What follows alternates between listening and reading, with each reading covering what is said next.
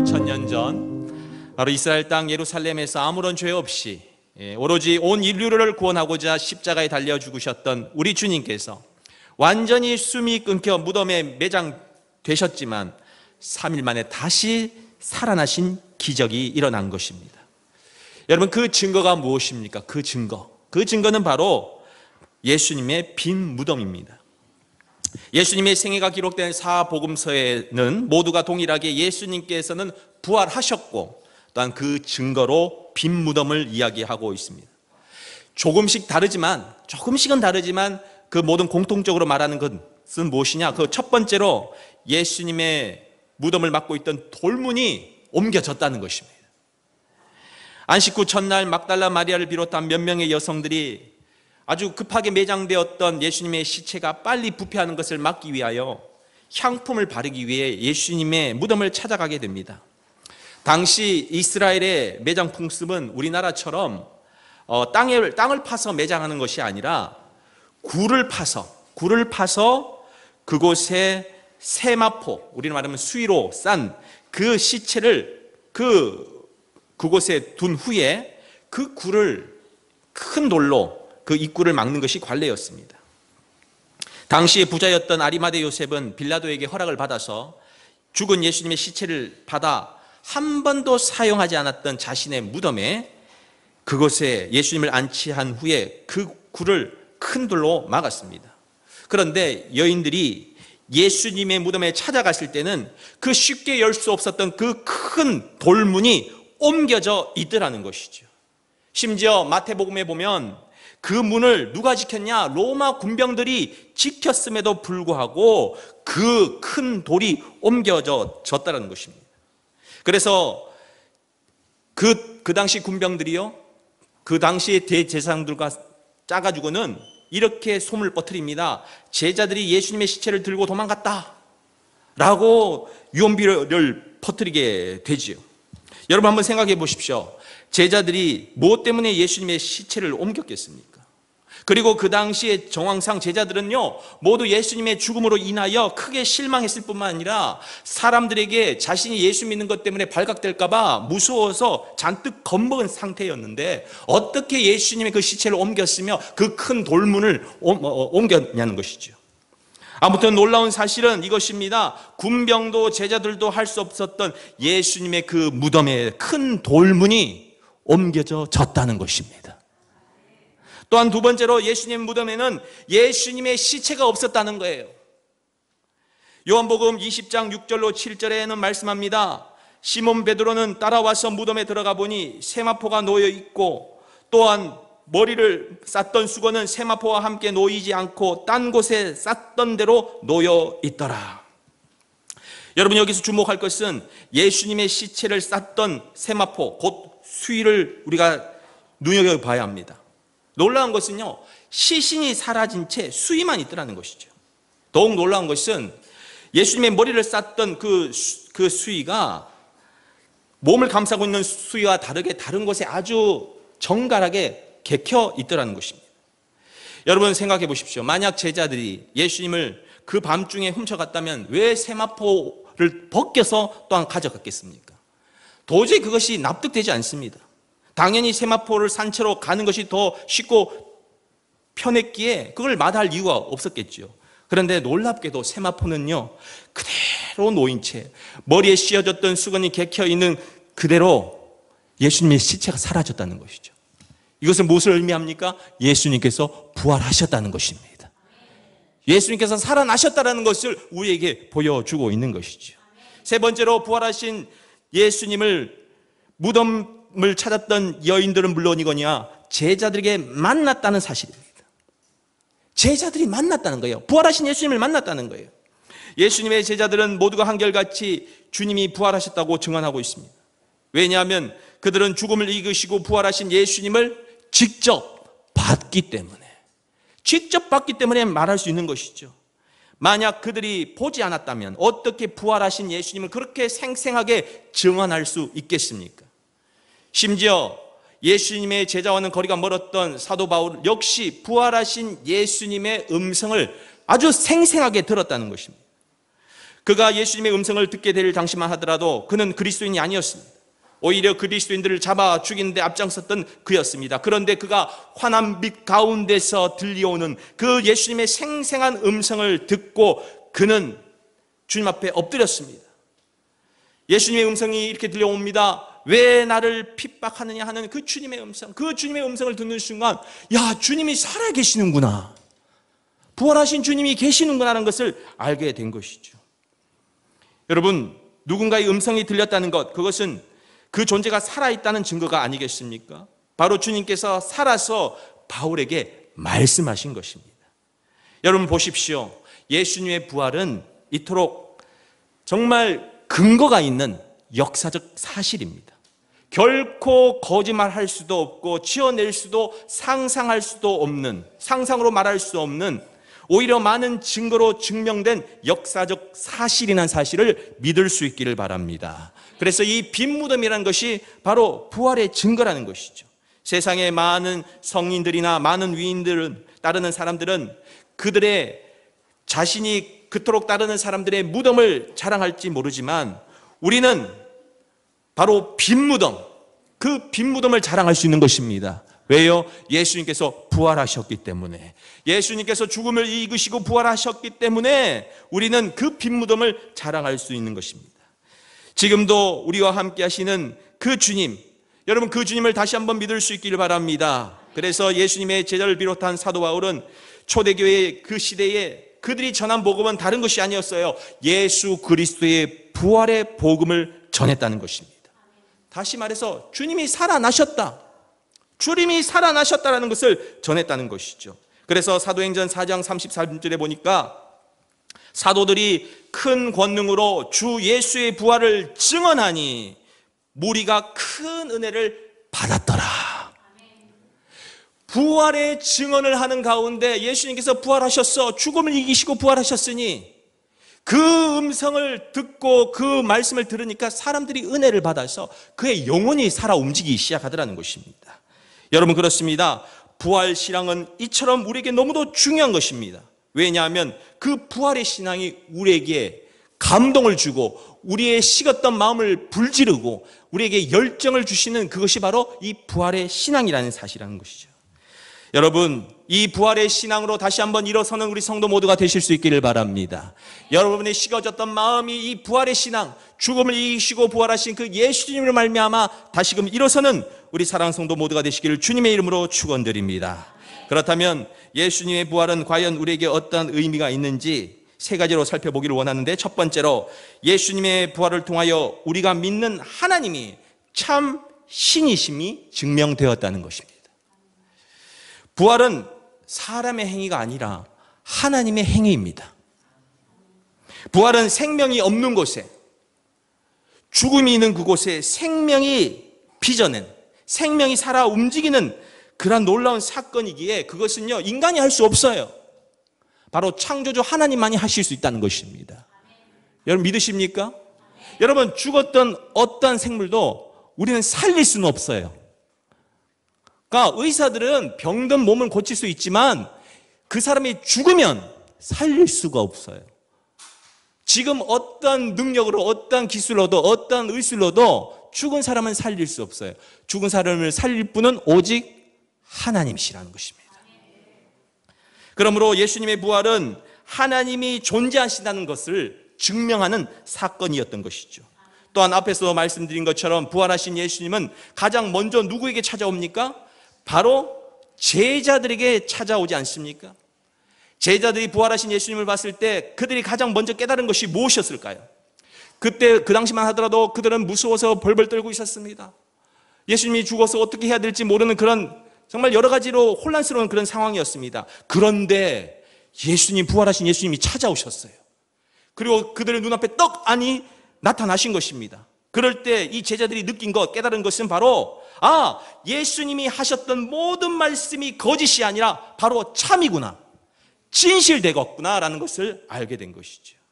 예수님이 하셨던 그 모든 주장과 그 말씀들이 다 옳았다는 것을 깨닫게 되었다는 것입니다. 예수님이 분명히 제자들에게 이와 같이 말씀하셨어요. 마가복음 8장 31절에 보면 인자가 많은 고난을 받아 장로들과 대제사장들과 서기관들에게 버림받아 죽임을 당하고 사흘 만에 살아나야 할 것을 비로소 그들에게 가르치셨다. 그러니까 주님께서는요, 십자가에 달리시기 전에 무려 제자들에게 3번이나 이야기했습니다. 내가 죽고 나서 나중에 부활할 거야 라고 분명히 이야기를 했어요.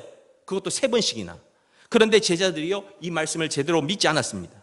만약 정말 예수님의 그 말씀을 그들이 믿었다면 그들이 예수님이 잡히시고 죽으셨을 때 그들께 도망가거나 예수님을 부인하거나 두려워할 필요가 없었을 거예요. 그런데 그들은 주님의 말씀을 온전히 받아들이지 못함으로 말미암아 두려워 떨었습니다. 그런데요, 예수님이 부활하셨어요. 그리고 그들의 눈앞에 나타나셨어요. 정말 예수님의 말씀이 정말 진짜였구나. 그때 깨닫게 되더라는 것입니다. 그뿐만 아니라 주님이 하셨던 그 모든 말씀들, 특히 죄 가운데 빠져서 있었던 이스라엘 백성들이 그토록 기다려야 할 메시아가 바로 예수님이었구나 라는 것을 그때부터 깨닫기 시작했다는 것이죠.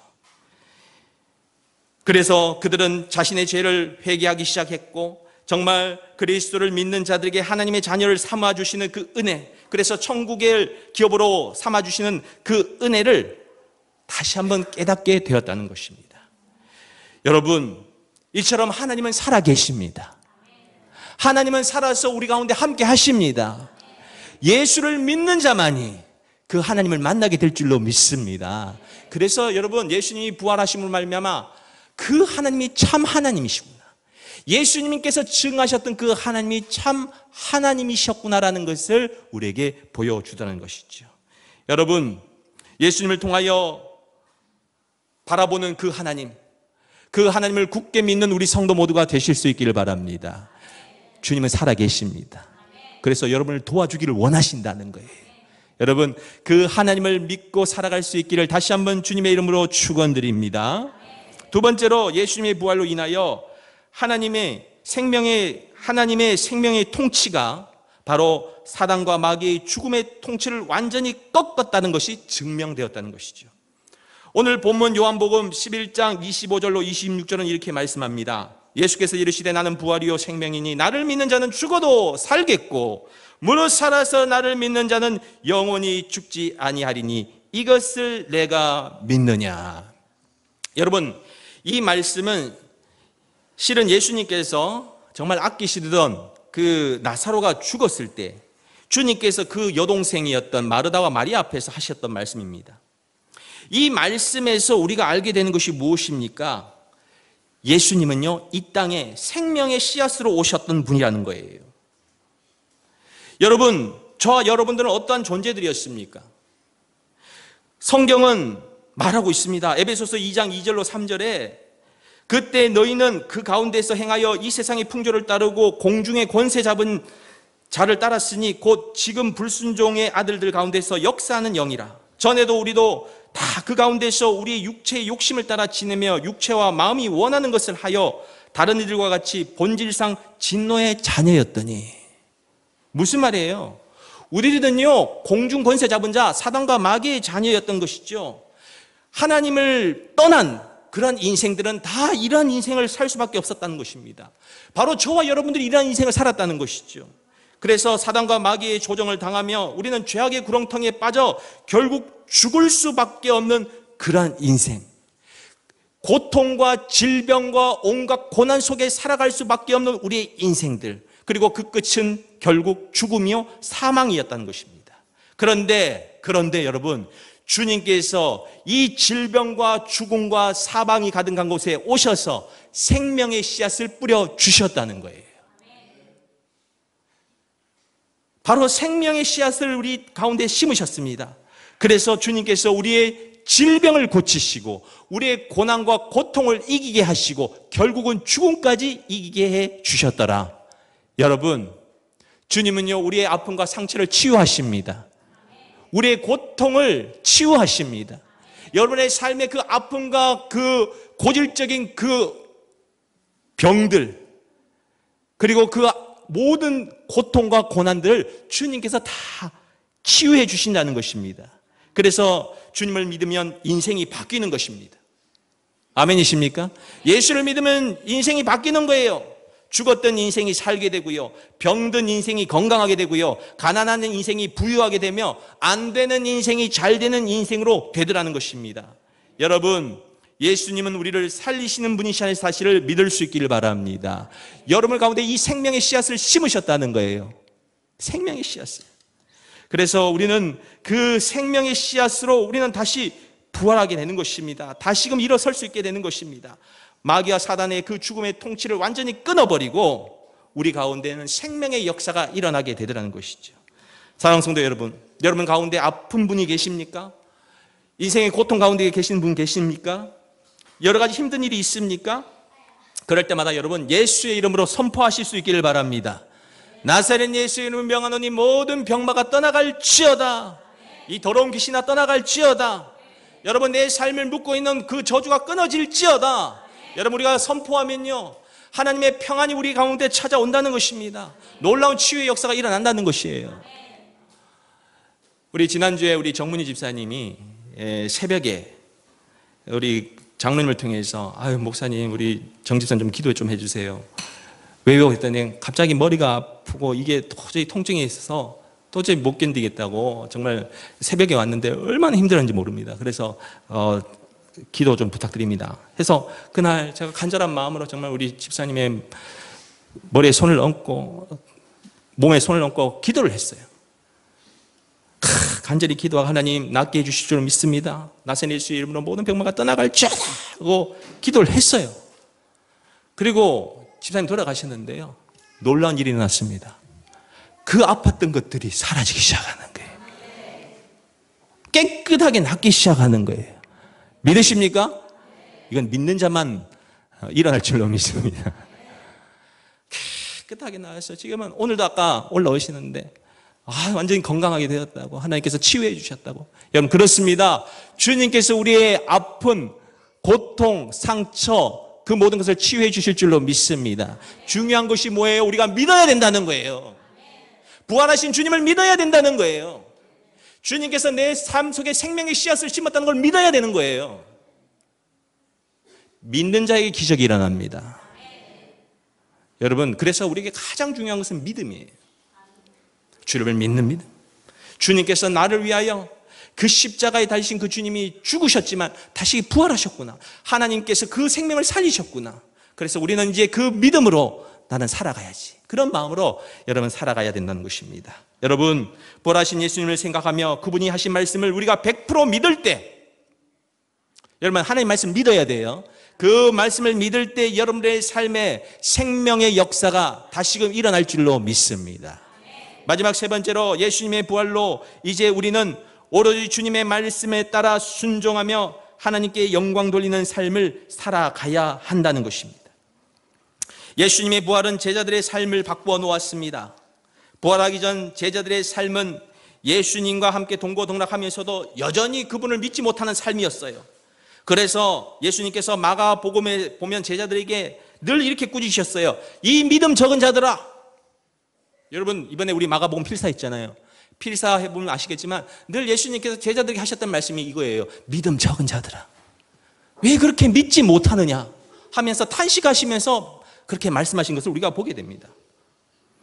다시 말해서 제자들의 믿음 없음을 이야기하셨던 것이죠. 하지만 부활하신 예수님을 본 제자들은 달랐습니다.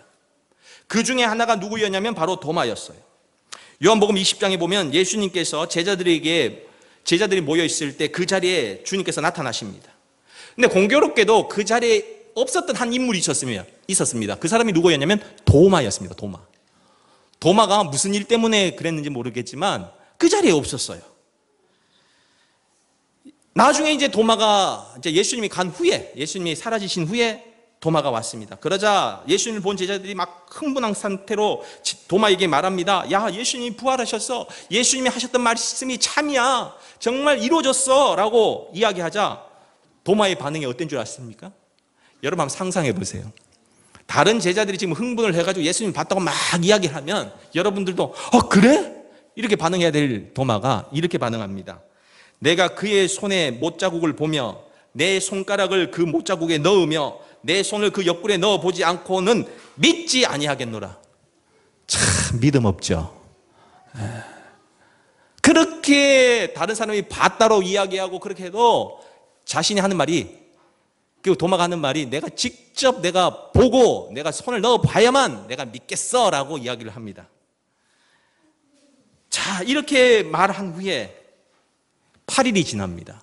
다시 예수님이 이제 누구에게 나타난 줄 아십니까? 도마에게 나타났습니다. 그리고는 도마에게 말합니다. 네가 말한 대로 나의 못자국과 나의 네 옆구리에 손을 다 넣어보라. 그것을 주님께서 보여주셨어요. 주님께서 아마 들으셨던 것 같아요. 믿음 없는 도마의 말을 듣고 답답하셔서 다시 나타나셔서 도마에게 보여주신 것입니다. 여러분, 우리 가운데도 이러한 사람 있지 않습니까? 내가 직접 봐야만, 내가 경험해야만, 내가 오감으로 느껴봐야만 믿는 사람들. 여러분, 우리 가운데 그런 사람이 참 많지요. 남이 뭐라 그래도 직접 봐야 직성이 풀리는 사람. 이런 사람은 어쩌면 도마와 같은 사람인지 모릅니다. 아무튼 예수님은 도마 위에 찾아오셨습니다. 그리고 여드를 지난 후에서 정말 주님 앞에 나타나셔서, 주님이 도마 앞에 나타나셔서 도마에게 말하죠. 다 넣어봐라. 네가 말한 대로 해봐라. 그리고는 이야기하십니다. 믿음 없는 자처럼 살지 말아라. 보지 않고 믿는 것이 복되다라고 말씀하시죠. 여러분, 그러자 도마는 주님 앞에 무릎 꿇고 이렇게 고백합니다. 나의 주님이시요 나의 하나님이시니이다. 드디어 어떻게 되었다고요? 도마가 그제서야 예수님이 자신의 주인으로 모셨다는 것입니다. 자신의 삶의 주인으로 모셨다는 것이죠. 부활하신 예수님을 보고서야 그제서야 진정한 제자가 되었다는 것입니다. 그리고 나서 그 도마의 삶은 어땠을까요? 성경에는 더 이상 도마의 이야기는 나오지 않습니다. 하지만 외경과 다른 그 전설에 의하면, 이야기에 의하면 도마는요, 인도에까지 가서 복음을 전합니다. 여러분, 그 당시 인도라는 곳은 엄청 먼 곳이거든요.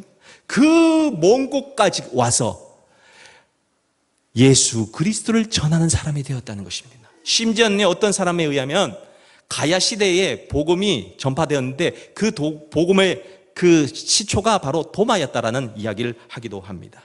아무튼 이처럼 도마는요, 자신의 주로, 자신의 인생의 주인으로 주님을 모신 후부터 그는 주님을 전하는 인생, 오로지 하나님의 영광을 위하여 살아가는 인생이 되었다는 것입니다. 여러분, 이처럼 우리도 주님의 부활을 아는 사람들입니다. 주님의 부활을 믿는 사람들입니다. 그렇다면 우리도 어떻게 살아가야 될까요? 바로 이 도마와 같이 살아가야 되지 않겠습니까? 바로 부활하신 주님을 만난 인생은 이처럼 변하게 됩니다.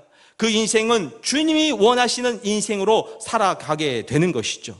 그래서 고린도전서 15장 55절로 58절에는 이렇게 말씀하고 있습니다. 사망아, 너희의 승리가 어디 있느냐? 사망아, 내가 쏘는 것이 어디 있느냐? 사망이 쏘는 것은 죄요, 죄의 권능은 율법이라. 우리 주 예수 그리스도로 말미암아 우리에게 승리를 주시는 하나님께 감사하노니, 그러므로 내 사랑하는 형제들아, 견실하며 흔들리지 말고 항상 주의 일에 더욱 힘쓰는 자들이 되라.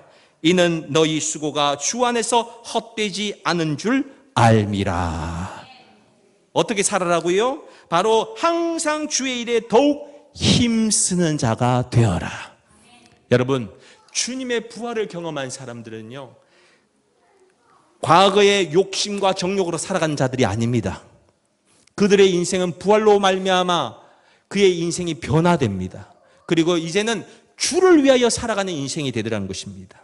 여러분, 주를 위하여 살아가는 인생이 가장 복됨을 믿을 수 있기를 바랍니다. 주를 위하여, 주의 영광을 위하여, 주님의 기쁨을 위하여 살아가는 인생이 가장 복되다는 사실을 여러분 기억하시고, 오늘 부활의 아침 맞이한 여러분 모두가 오늘 말씀처럼 정말 하나님은 살아계시는구나, 그리고 우리의 인생의 고통은 주님께서 해결해 주실 것을 믿고 이제는 나아가 주님을 전하는 우리 사랑하는 성도 모두가 되시기를 주님의 이름으로 축원드립니다. 기도하겠습니다.